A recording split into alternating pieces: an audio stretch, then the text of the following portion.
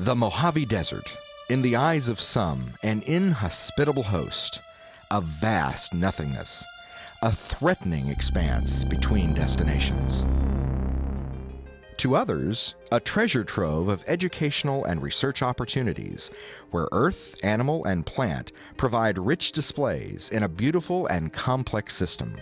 There's an increase in the amount of desert area in the world, and this is due to a drying climate, perhaps contributed to by global warming. But as the arid regions get bigger, we have to understand why they're getting bigger, we have to understand how to manage them, and we have to understand how to live in them.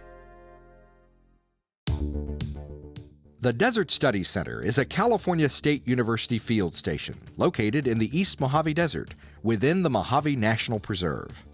Through a cooperative management agreement with the National Park Service, the center assists in the management of 1,280 acres. Here, students, faculty, and the public experience the desert environment, receive instruction, and conduct research. The mission of the California Desert Studies Center is as it always has been. We try to provide a facility where the students can have the best experience, where faculty have the opportunity to interact and teach, and where research have the opportunity to use this as a base to go out into the East Mojave to conduct their research. This has paid off with the number of users that we've had. Last year we had 1,800 individuals on site for a total of 5,600 user days. A user day is an individual on site for a minimum of 8 hours a day. There are many courses which cover aspects of desert study: geology, archaeology, biology, geography, and history, to name but a few. Most of those who make use of the center are enrolled in such courses. Others are engaged in research related to the desert. It's almost all of the amenities that we would have here at the university we have out there, but in the real world setting. And that's what really makes the difference.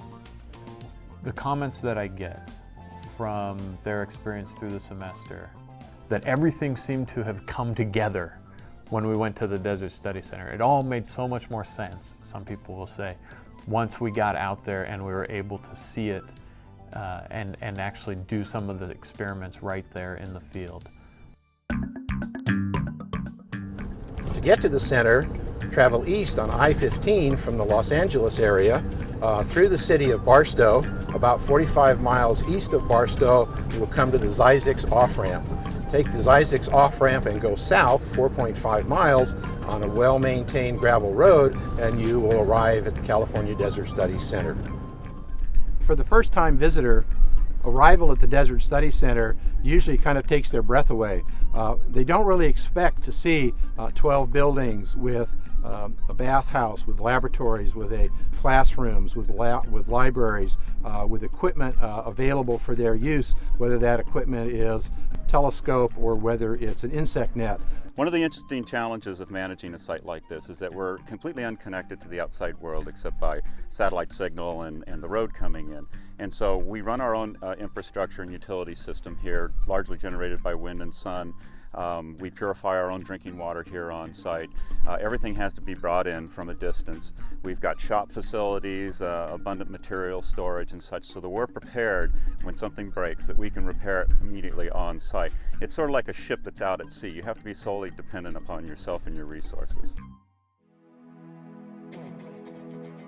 The institutions that have used the facility in the last year include 14 of the California State University campuses with some 26 faculty and a large number of students. In addition, the University of California has used the facility, as well as Stanford, Department of Geology, the University of Toronto, Columbia University, and Oxford University in England have sent geologists over.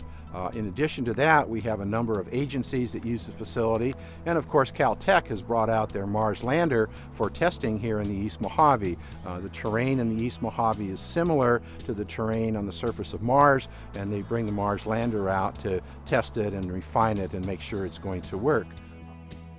We welcome members of the public whose activities are used for education related to the desert.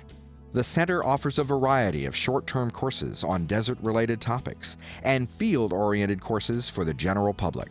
It's It's perfect after a field day of collecting specimens to be able to come in and have everything available to do your lab work right here before you leave. I recommend this experience to any educator. This is the perfect place to bring your students for biology, geology, hydrology, geophysics, astronomy, anything they want to study. They can come out here and have a wonderful field experience. Hands-on is the key, and this is where you get your hands-on experience. The center can accommodate 75 individuals in dormitory-style rooms, which hold 2 to 12 people. Guests bring their own bedding or sleeping bag. A small number of private rooms are available, as well as long-term researcher residence with its own kitchen and bath. A moderately equipped laboratory provides a variety of useful instruments for the visiting researcher. A number of computers with internet access are available to visitors.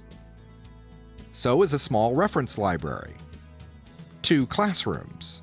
There is a multi-station kitchen with stoves, refrigerators, and cookware.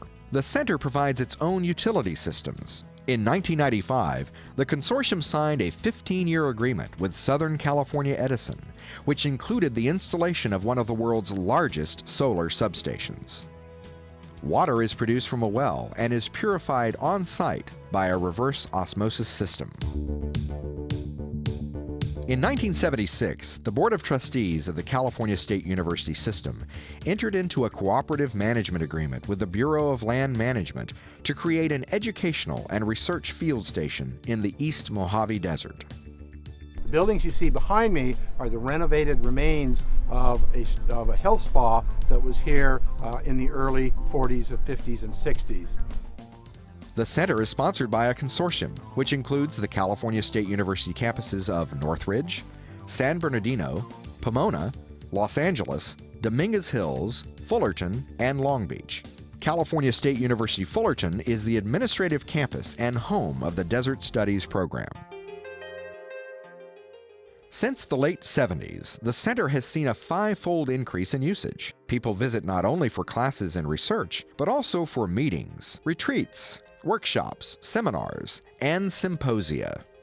Those interested in the earth sciences will find a region of remarkable geologic diversity unsurpassed in North America. It's an ideal place to study landscape evolution.